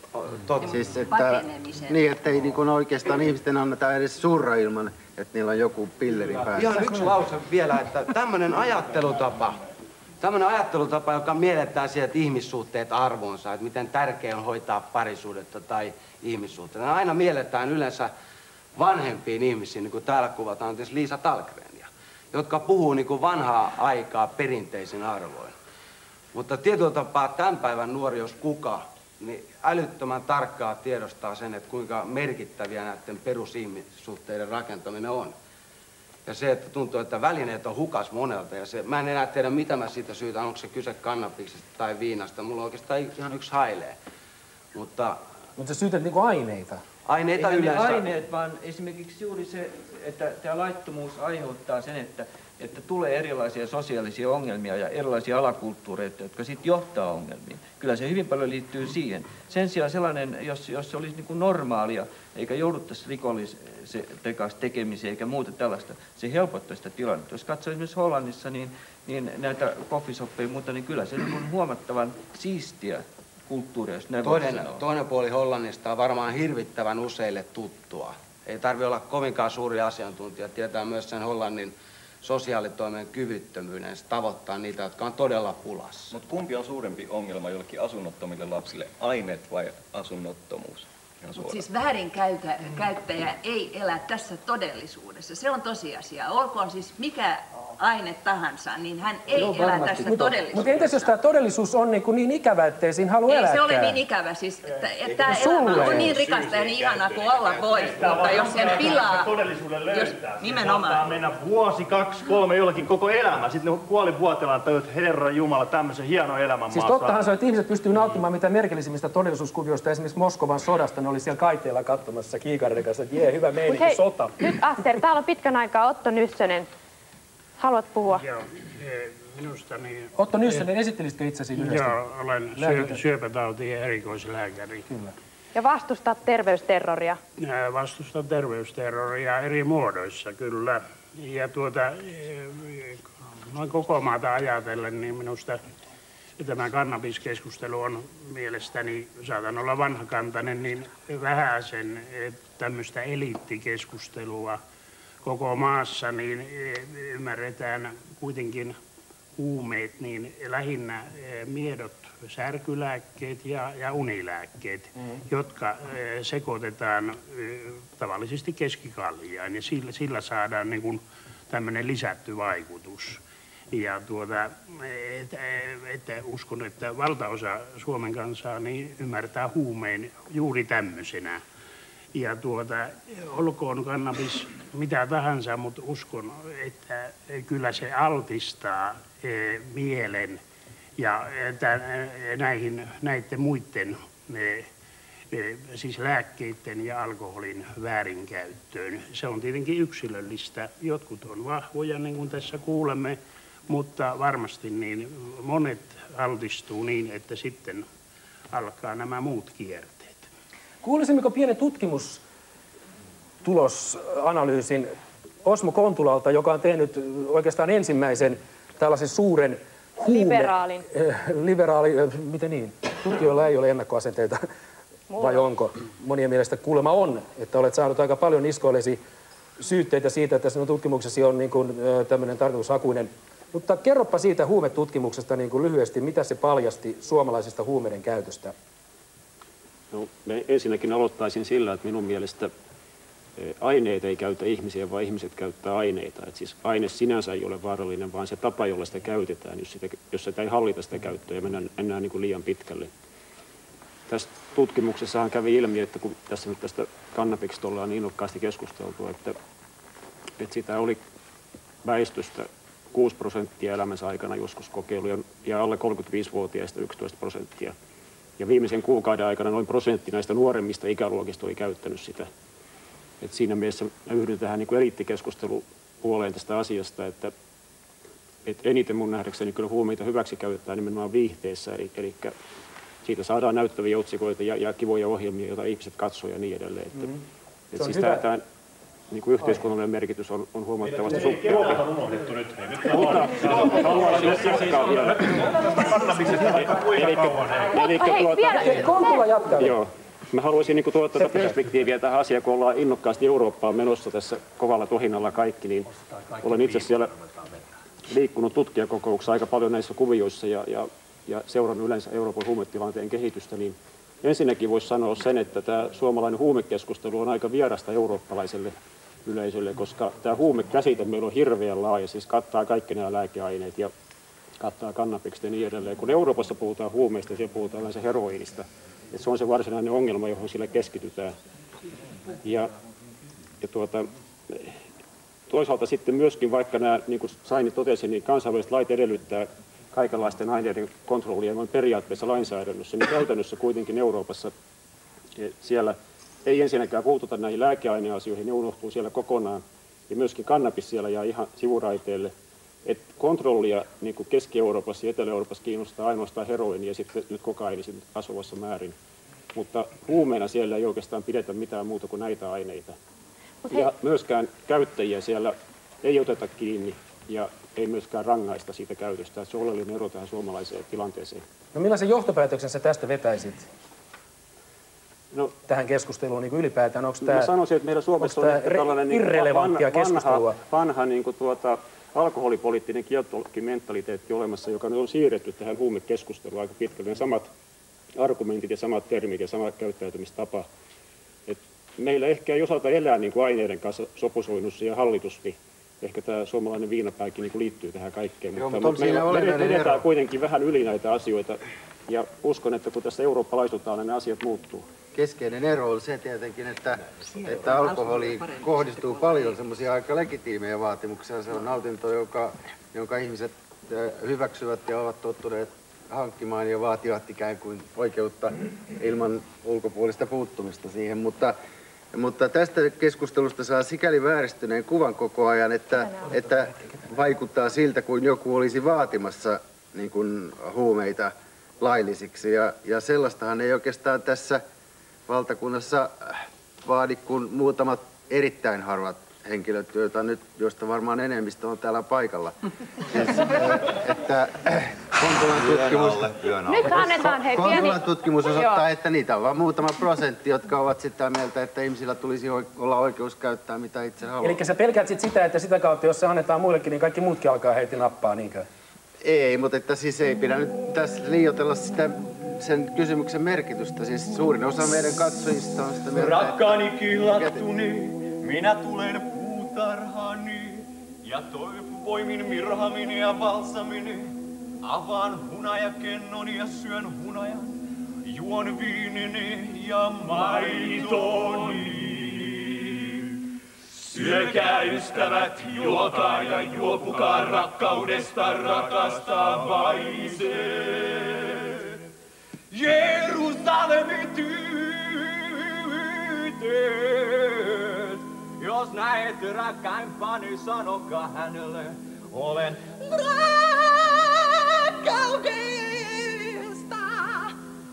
sairas.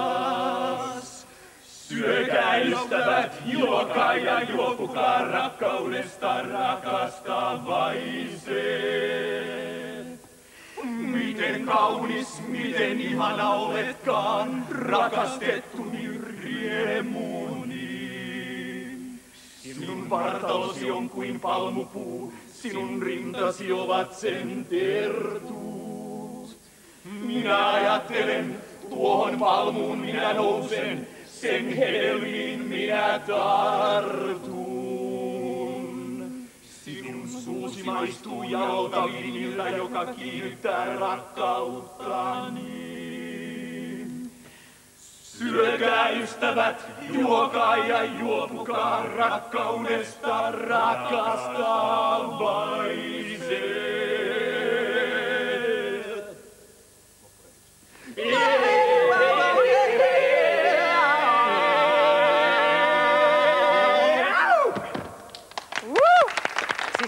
Aivan. Onko totta?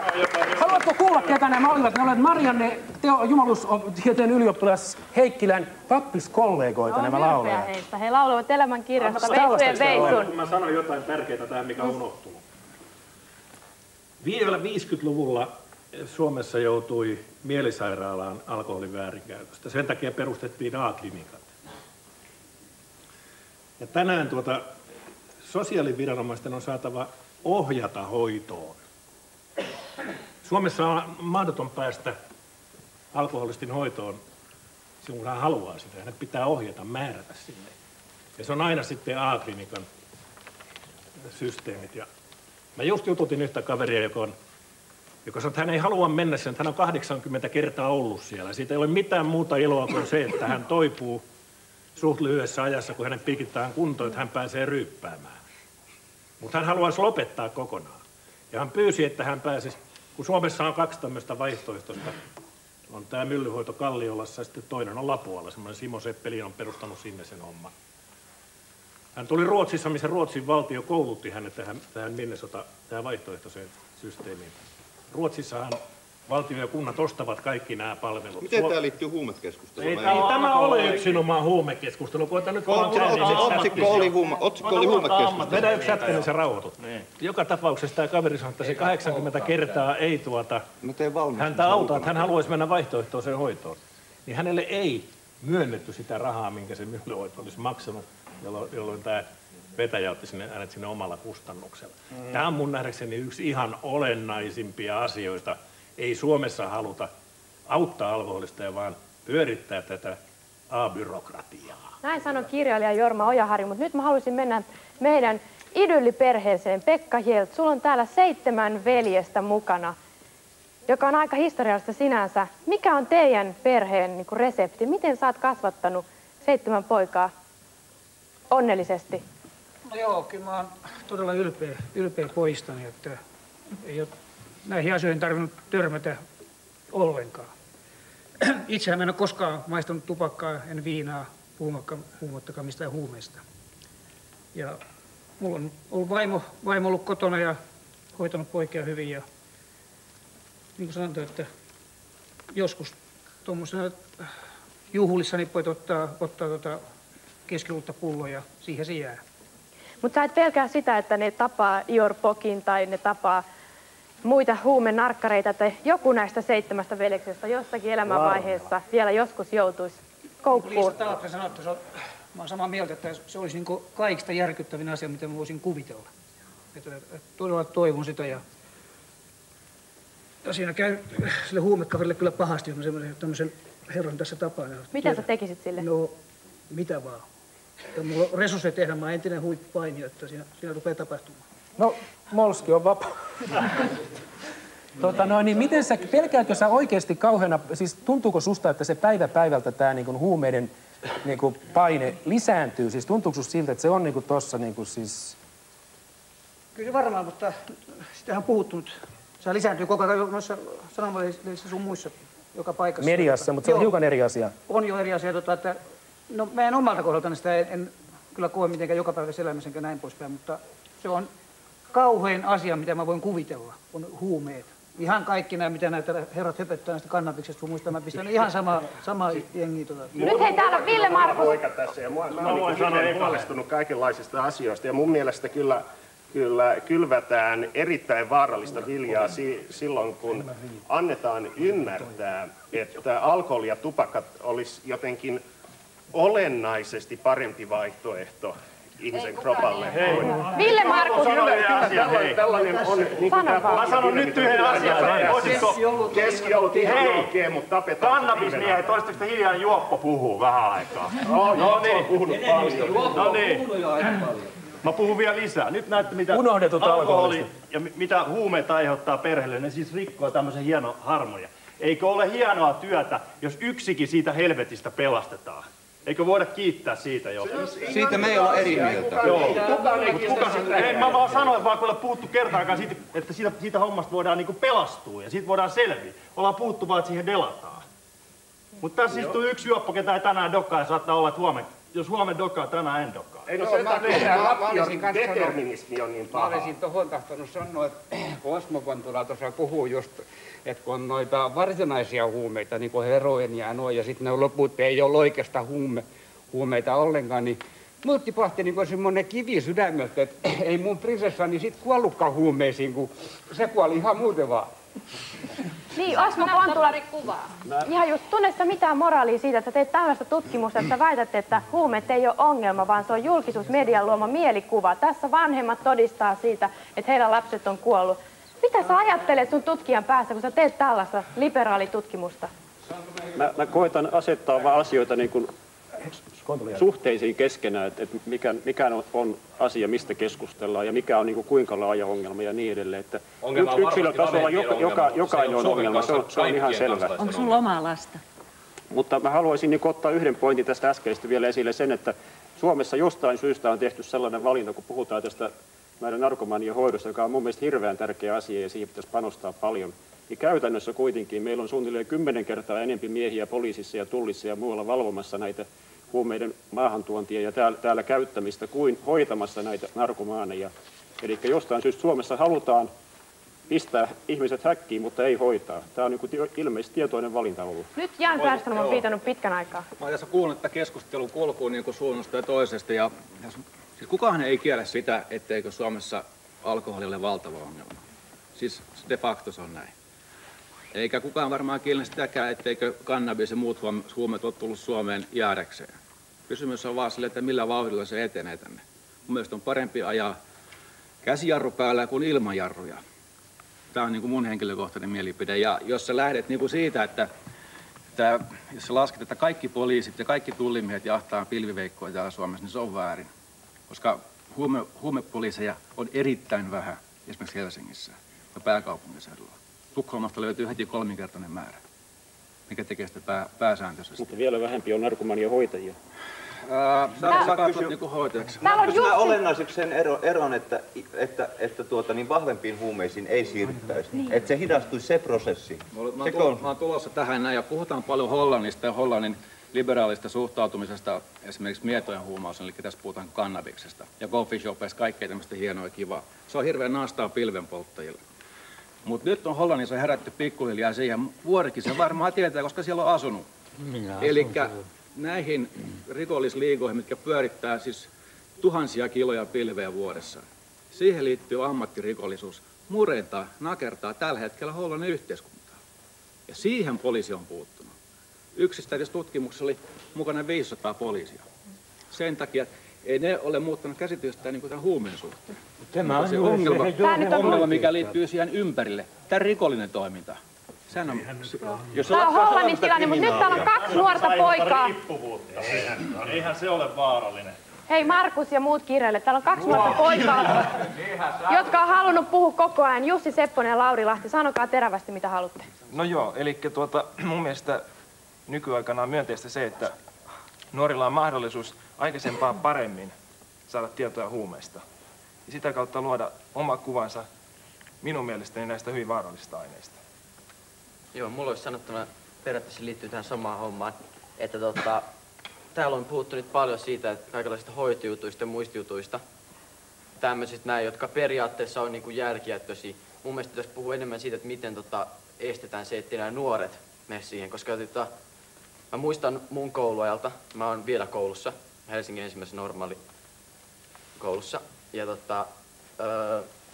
meillä yläasteella puhuttiin, tai no mä en ollut yläasteen siellä koulussa, mutta kuitenkin, yläasteella puhuttiin jonkin verran huumeista, mutta hyvin yliolkaisesti.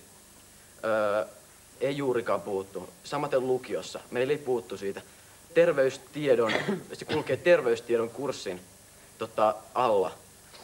Kulkee huumeet, alkoholi, muu vastaava, nämä päihteet. Niistä ei puhuttu juurikaan. Alkoholista enemmänkin, mutta toisaalta alkoholista nuoret tietää enemmän. Huumeista ei tiedetä juurikaan. Ja sitten vielä sekin, että mun mielestä jopa yläaste on liian myöhään. Mun mielestä pitäisi aloittaa valistus jo aikaisemmin.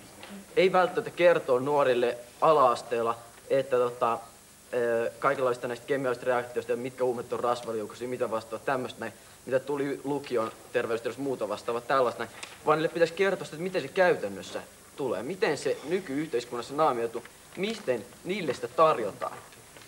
Niille ei saisi sanoa, mä muistan mulle vaan kaiken tiedon, mitä mä oon saanut huumeista enimmäkseen, niin se on lehdistä, aikakauslehdistä ja telkkarista. Ja sitten niinpä, mulle ei esimerkiksi, joku sanoi, että varokaa semmosia mustatakkisia nammuset ja muuta vastaan, mutta käytännössä kukaan ei koskaan puhunut, miten se käytännössä ottaisi lähestyä mua tää huumeella. Mutta tässä puhutaan asioista, jotka liittyvät nimenomaan siihen kriminalisointiin, tai tällaisten tiettyjen päihteiden kriminalisointiin. Sen takia niitä nimenomaan markkinoidaan jollekin nuorille. Mä asuin mun nuoruuteni USAssa, ja siellä mun kaverit poltti pilveä lähinnä sen takia, että se oli niin paljon helpompaa saada kuin alkoholi, koska alkoholin myyjät halusi nähdä henkkarin. Jos alkoholi keksittäisiin tänään, niin se julistettaisiin heti kriminaaliksi. Otetaanpa tähän vielä kerran tämä Suomen suurin niin sanottu huumeongelma. Eli jos alkoholit sinällään ei ole huume, niin Matti Rimpelä, Oikeusturvakeskuksen siis miten sun oli lääkärin väärinkäytön tutkija, niin sulla oli pointti. Ei varsinaisesti väärinkäytön tutkija, mutta me valvotaan ammatinharjoittamista tältä alueelta. Joudutaan hyvin paljon tekemisiin tilanteissa, joissa potilaat ovat saaneet liian paljon lääkkeitä, ja se on meidän keskeinen kysymys. Ja siinä mielessä mä kyllä korostaisin sitä, että lääkärin näkökulmasta ja käyttäjän näkökulmasta on aika yhdentekevää se, mikä aine riippuvuuden aiheuttaa. Eihän se siinä, kun ihmisen fyysinen tai psyykkinen terveys hajoaa, niin ei se ole olennaista se, että mikä kemiallinen tekijä sen hajottaa, vaan se, että terveys hajoaa.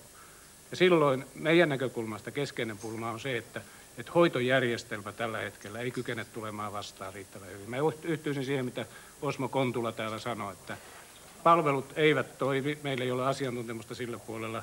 Ja silloin nämä ketjut jatkuu päivästä, kuukaudesta, vuodesta toiseen, ja nämä riippuvuuteen ajautuneet ihmiset sitten kiertää lääkäriltä toiselle, paikasta toiseen ja hakevat sen aineen tavalla tai toisella. Eli he saavat siis suurin huumeiden käyttäjäryhmä saa aineensa täysin laillisia teitä pitkin maassamme. Sekakäyttöä, lääkkeitä ja huumeita. Niin ne saa lääkkeet ja viina tulee Alkosta ja lääkkeet tulee lääkäriltä. Se on laittomalla tavalla haettuna. Joku henkilö voi käydä samanaikaisesti 37 lääkärin puheilla ja esittää mitä ihmeellisempiä tarinoita. Menee huonosti. Meidän järjestelmämme ei ole lainkaan varautunut tällaisiin asioihin sillä tavalla, että A, me voitaisiin riittävän aikaisin katkaista nämä ketjut, ja B, että ihmiset saisi asiantuntevaa hoitoa. Eli siis potilaan oikeusturva horjuu tuossa kohdassa pahasti? No potilaan oikeusturva horjuu sillä tavalla, että jos sulla on syöpä tai jalka poikki, niin sä pääset suoraan asiantuntevaan hoitoon, mutta jos sulla on alkoholiongelma tai huumeongelma muulla tavalla, niin sitä ei silloin sun pitää anoa saada rahoitus. Alkoholiongelman hoitaminen ei maksa nykyyhteiskunnassa yhtään mitään. Jos joku haluaa tietää sit lisää, niin tulkaa munkaan tämän jälkeen juttelemaan. Ja Markuksen jälkeen... Tuohon sen verran kuitenkin tästä... Ei maksa ei penni jeniä maksa. Se pystyy selviämään koko elämä. Markuksen jälkeen Saini Mustalampi on yrittänyt täällä puoli tuntia näyttää jotain valokuvia. Ei ole valokuvia, mutta mikä kamera kuvaa tuolla? Eikö me voitaisiin kuunnella nyt Ville Markuksen reseptiä siihen, että millä alkoholiongelma hoidetaan, niin se ei maksa mitään. Okei. Siellä se tuli. 2 isoa kirjainta. Hyvä. Noniin, ei maksa yhtään mitään. No niin, eli tämä liittyy tähän, äskeisen tämä liittyy niin lääkkeiden käyttöön kuin tähän huumausainekeskusteluunkin. Ja niin mä haluaisin viitata tähän Osmon puheenvuoroon tästä eurooppalaisesta huumausainekeskustelusta. Eli käytännössä homma on venynyt siihen, että koska kannabikselle ei kerta kaikkiaan olla voitu enää mitään, niin lähdetään siitä, että yksilöllä on itse vastuu omasta itsestään ja se saa tehdä itselleen tismalleen mitä tahtoo. Myös korjaavat toimenpiteet annetaan niin kuin hänen vastuulleen. Ja tämä näkyy tänä päivänä siinä, että meillä ei esimerkiksi pääse hoitoon niin rivakasti kuin olisi syytä. Sitten, mitä on tapahtunut sen jälkeen, on käynyt näin. Tämäkin voi mennä aivan hyvin alkoholi- ja tupakkateollisuuden piikkiin, mutta myös huumausaineisiin. Eli silloin, kun kannabikselle ei ole voitu enää tehdä mitään, niin esimerkiksi Liverpoolissa, Englannissa, tällä hetkellä lääkäri määrää kräkkiä, morfiinia, kokainia ja heroinia nisteille. Et siihen me ollaan menossa, jos me ei niin pistettäisi käsiä vähän kräkkiä lääkäri määrää. Nyt kuulostaa propagandalta. Meidän aika loppuu ihan kohta. Mä haluan kysyä Virpi Miettiseltä. Sä oot nainen, joka oot julkisuudessa kertonut omasta juomisestasi. Minkä takia sä oot sen tehnyt? Ja eikö naisen pitäisi olla emoäiti, Madonna? Miten nainen voi juoda? Mihin se juo? No, mä oon Jumalan arvosta tänä päivänä raittiina ja mulla oli kokeiluja myöskin näistä hassiksista ja lääkkeistä, että mä olin sekakäyttäjä. Ja mä sanon niin, että mä oon kuunnellut hyvin mielenkiinnolla tätä paneelia. Mutta sen mä vaan sanon, että siinä ainakin minulla henkilökohtainen kokemus on, että näistä aineista vaurioituu mun sielu niin pahasti. Että jos alkoholismi on fyysinen, psyykkinen ja sielullinen sairaus, niin kuka korjaa? Mä jatkuvasti vaan otin päihdettä lisää siihen vaurioon, minkä mä olin saanut. Ja mä olin jo semmoisen kuolemanvarjon laaksossa kulkemassa. Mä halusin vaan tappaa itseni. Oliko sun ainoa ratkaisu usko? Onko niinku huumeiden ja alkoholin käyttäjille ainoa mahdollinen pelastustie tulla uskoon? Ainakin niin rankan käytön jälkeen, kun mulla oli. Ja semmoisen helvetin jälkeen, minkä mä elämässäni läpikäin. Ja ne vauriot, mitä mä tein siis mun moraalille ja kaikille päihteen alaisena. Että kun ihan ihminen voi olla oma itsensä, kun se käyttää. Minkä tähden pitää päihdettää? Mä muistan sen, kun mä 60-luvulla kokeilin ekaa kerran hassista, kun olit nämä kukkaislapsivaiheet. Niin musta oli kammottava kokemus, että kun mä katson peilistä itseäni, niin mä kuvittelen, että mä oon toisella puolella. Et mä uskon, että ei se ole muuta kuin viedään ihmiset tuhoon ja tulee nämä kaiken maailman saatanan palvojat ja kaikki käyttää näitä. Totta kai, eihän sun aivot puhu enää totta, vaan ne on päihteessä, että sä näet itse peilin toiselta puolelta. Mites nämä pilanpuolta liittyy saatanan palvoja? No, ne käyttää kaiken näköisiä. No niin, nyt kaikki... Niin, en mä halua väittää mitään käyttävät aineita. Meillä aika loppuu aivan hetkessä. Sano nopeasti. Mitä meidän nuorisolle on annettavana, että toivon, että jokainen, joka haluaa kantaa vastuuta, jakakoon tietoa siitä asiallisesti, mitä huumeet tuo. Meillä on omakohtaiset kokemukset tästä asiasta. Meidän puoleen voi kääntyä, Vapaaksi huumeista ry:n puoleen voi kääntyä meidän kautta. Ja Liisa Dahlgren on menettänyt kaksi Tämä on pateettisen huumekeskustelu, tämä on koskaan nähnyt. Kohta lauletaankin vielä. Kuule siis, sanoa pari sanaa. Nina Brede af Elimä, joka on ollut tämmöisen hoitokodin pitäjä Betty Ford klinikan Keski-Suomessa. Klinikan ei ketään voi hoitaa, siellä lähtee ihmisestä. Musta tämä on ollut käsittämätön keskustelu. Ihmiset alkaa hukata itseänsä ja täällä jutellaan aineista. Pitäisi keskittää siihen, että ihminen voisi omistaa itsensä ja elää oman hyvän elämän. Elämänhallinta. Ilman toista tämmöistä todellisuutta, mistä kuolee. Tämä on koko ajan puuttunut tästä keskustelusta. Vielä Liisa Dahlgren vielä. Haluaisin pari asiaa sanoa. Lähdetään rakastamaan nuorisoamme ja lapsiamme pois kaikesta tästä saastasta ja tästä Mutta eikö tunteet ole juuri se, mikä on niin kuin häviämässä maailmasta ja sen tilalle on tulossa huumeet? Mutta me voimme opetella ja päihteet. Ja minun poikani on vihitty saatanalle. Ja mä toivoisin, ettei yhdenkään äidin ja isän tarvitsisi koskaan enää kuulla, mitä minä olen kuunnellut 17 vuotta. Että äiti, mä oon saatanan poika. Äiti, mä menen helvettiin. Äiti, missä minun sieluni on? Oliko sun pojalla uskonnollinen kasvatus lapsena? Ei, se oli ihan vapaamuotoinen. Tosin minulla on ollut jonkunasteinen kristillinen vakaumus aina, mutta lapset ovat saaneet muodostaa omat mielipiteensä vapaasti. Ja ainoa, mitä me voidaan tehdä, niin me voimme todella alkaa lähimmäisen rakkautta harrastaa niin, että me emme tarvitse sielujemme kaipuita täyttää huumeilla ja alkoholilla. Minä olen jutellut satojen narkkareiden kanssa ja aina on tullut keskustelussa esille tämä sielun kaipuu. Millä me täytämme lastemme sielujen kaipuun? Se täytyy täyttää sillä rakkaudella, jolla se tulee täyttää ja Jumalan tuntemuksella. Apua on saatavilla alkoholisteille ja narkomalle, se on varma. Apua saa nykyyhteiskunnassa. Arleen eikä enää leivota sitten. Myöskin minä saan apua. Saanko vielä vedota Suomen koteihin? Jotka tekee päihteet pieniin rikolliksi, miksei niillä on niiden linnatuomioiden tilasta mahdollisuutta mennä hoitoon? Miksei sitä mennä lähemmäs Eli niin kuin sovittelu enempi, niin kuin kaikissa muissakin. Hoitoon tai linnaa, jos on sen verran pieni rikos, on tehnyt päissään se viinasta tai huumeesta, niin minkä takia se pitää panna opettelemaan lisää koiruuksia ja paranemaan sinne linnaan? Miksei se mene hoitoon? Nuori mies, niin siellä se tulee huumeoria. Se on totta. Parasta ennaltaehkäisevää työtä antaa siellä nuorille työtä. Siellä ei mitään muuta kuin huumeita ja pillereitä. Se oli aika hyvä. Paras keino estää huumeiden käyttöä antaa nuorisolle työtä, toistaisin tässä vielä kovemmalla äänellä. Mistä sitä saadaan? Meidän tarkoituksemme työvoimatoimistosta.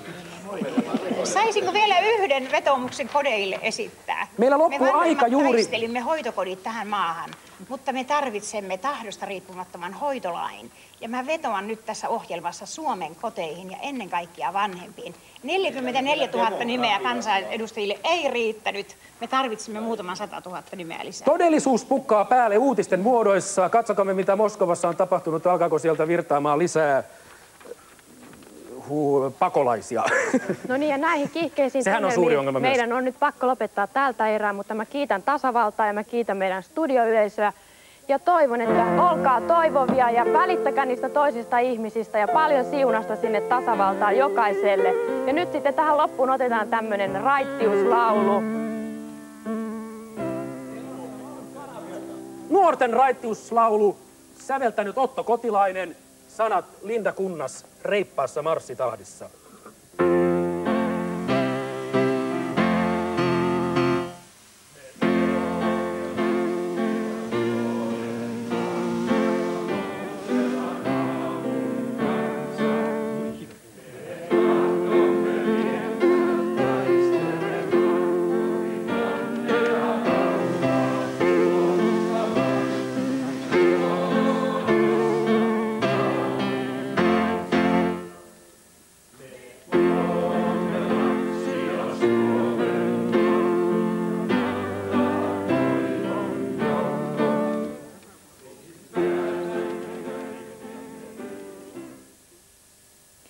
Mirja Pyykön haastattelujen sarja jatkuu jälleen ylihuomenna perjantaina kello 21.30.